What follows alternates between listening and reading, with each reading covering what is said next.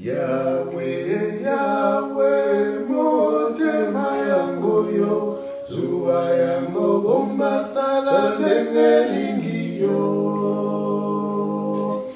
Oh ngai nalingi te, nazala lokola bango bani bombela yango na ndenge na ngai.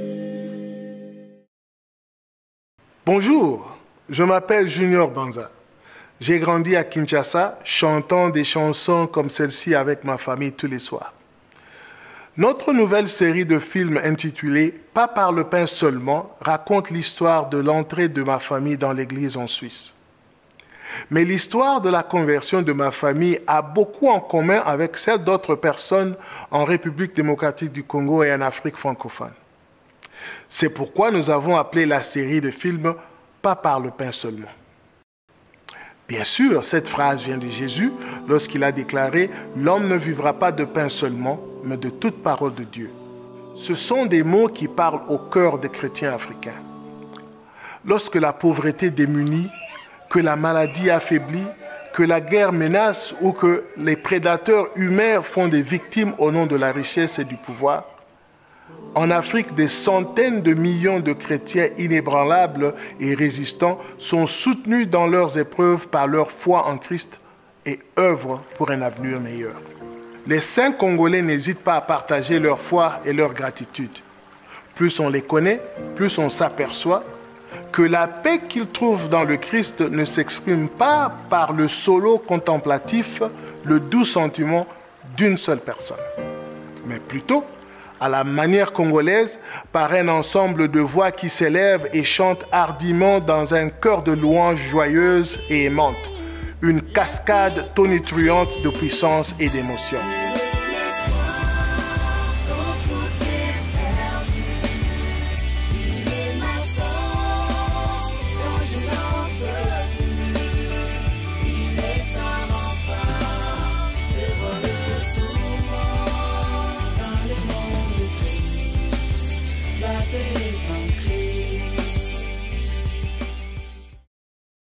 Quelle est la particularité du Congo démocratique? Tout d'abord, il est situé au cœur même de l'Afrique. La République démocratique du Congo est un vaste pays, le deuxième plus grand d'Afrique, dont la superficie équivaut à peu près à l'est des États-Unis. On y trouve des forêts tropicales luxuriantes et une faune unique, comme le goéland de montagne, le kapi, le bonomo très intelligent, ainsi que de très gros insectes. Le pays est bordé par le fleuve Congo, le plus profond et le plus puissant au monde. Le pays a été béni par Dieu qui lui a donné de beaux enfants intelligents et enthousiastes. Mais pour les saints des derniers jours, la République démocratique du Congo est particulière pour une autre raison. C'est l'une des régions de l'Église qui connaît la croissance la plus rapide.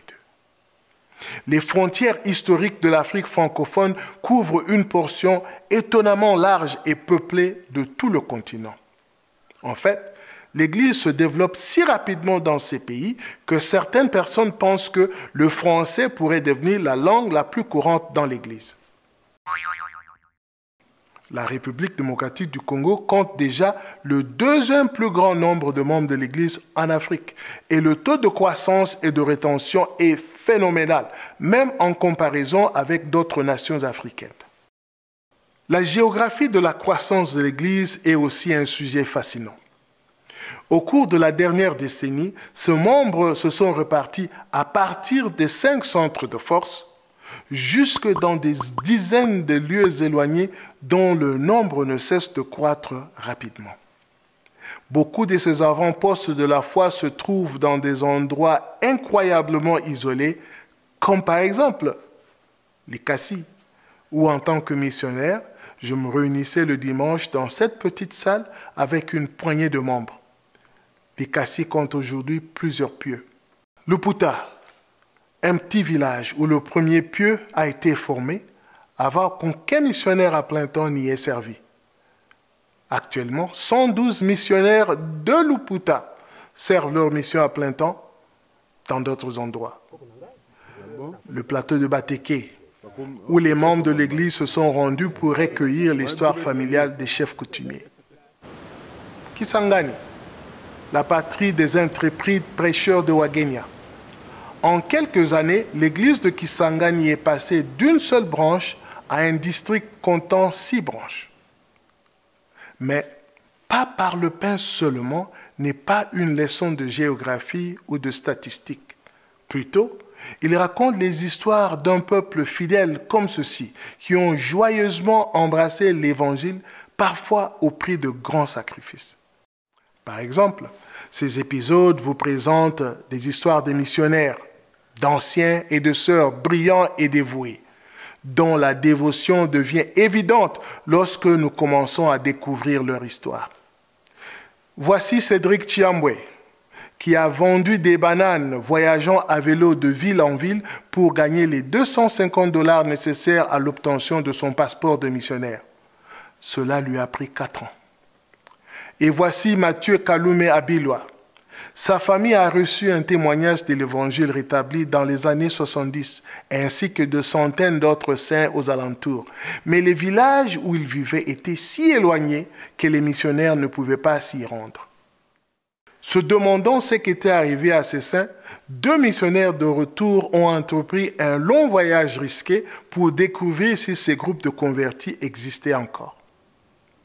Après de nombreuses difficultés, ils ont appris que ces convertis non baptisés étaient toujours fidèles à leur témoignage et avaient continué à organiser l'école du dimanche et à étudier le livre de Mormon dans leur village pendant plus de 50 ans, presque entièrement par leurs propres moyens. La mère de Matthieu a supplié les 2 jeunes hommes de trouver un moyen de baptiser ses 12 enfants, mais ils n'avaient pas reçu l'autorisation de le faire. Finalement, à l'âge de 25 ans, Matthieu a convaincu son père et sa mère de le laisser voyager seul jusqu'à la ville de Lubumbashi, située à 600 km de là, où il pouvait être enseigné, baptisé, recevoir la prêtrise et être appelé à accomplir une mission à plein temps. De manière émouvante, il raconte combien il a été touchant pour lui de pouvoir prendre la Sainte Seine pour la toute première fois dans sa vie. Dans un épisode, l'ancien Willy Binene Sabwe, aujourd'hui 70 d'Interrégion, raconte le voyage qu'il a effectué avec sa famille et de milliers d'autres personnes pour fuir les persécutions ethniques qui mettaient leur vie en danger. Sa jeune fille n'avait été qu'une suite de déceptions. Puis, tout s'est amélioré lorsqu'il a rencontré Lily, que le Seigneur lui avait montré dans un rêve. Ensemble, ils ont élevé leurs enfants et construit une école.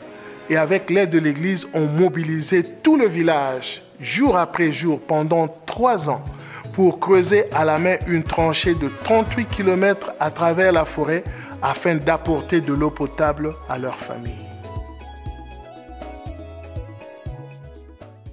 Un autre épisode illustre ce que nous appelons l'effet d'entraînement de la générosité. Les personnes dans le besoin sont aidées et aident ensuite d'autres personnes à leur tour. Par exemple, David et Joséphine Mwinza vivaient avec leurs enfants dans une maison d'une pièce de quelques mètres carrés seulement, située dans une rue bruyante de la ville de Kinshasa. Ils n'avaient ni électricité ni eau courante. Au milieu de la pièce se trouvait une machine à coudre à pédales, grâce à laquelle David gagnait sa vie en tant que tailleur. Il est complètement aveugle, sa femme est handicapée. Après avoir rejoint l'église, David et Joséphine ont rêvé de créer une école où les personnes handicapées pourraient apprendre à coudre et à gagner leur vie. Grâce à l'aide d'amis bienveillants, ce rêve est devenu réalité. David, qui n'a jamais vu l'école ni les élèves de ses propres yeux, enseigne habilement à sa classe comment mesurer, couper et coudre. Après des années de préparation, David et Joséphine Mwinza ont été scellés au temple de Kinshasa. Depuis 2019, 4 temples ont été dédiés ou annoncés pour les 2 Congos.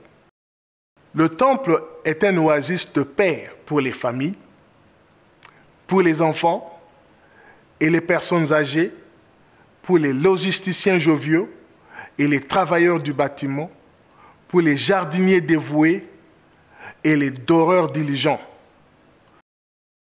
Le temps est venu de raconter l'histoire complète des saints congolais. Maintenant, en ce moment particulier, alors que de nouveaux temples se dressent pour témoigner de la fidélité de ce peuple spirituellement sensible. Notre série de films rappellera à la génération montante du monde entier que le cœur de l'Afrique, la source de lumière, de vie, d'amour de ces peuples, n'est pas leur pain quotidien, mais plutôt la véritable parole de Dieu, désormais rétablie dans sa plénitude sur la terre.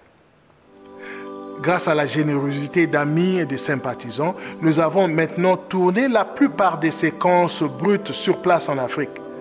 Mais il reste encore beaucoup à faire. Visitez notbybreadalonefilm.com pour vous abonner aux nouvelles du projet et aux courts-métrages. Et n'hésitez pas à nous aider par vos dons à achever cette série de films à temps pour célébrer l'inauguration du temple de Lubumbashi.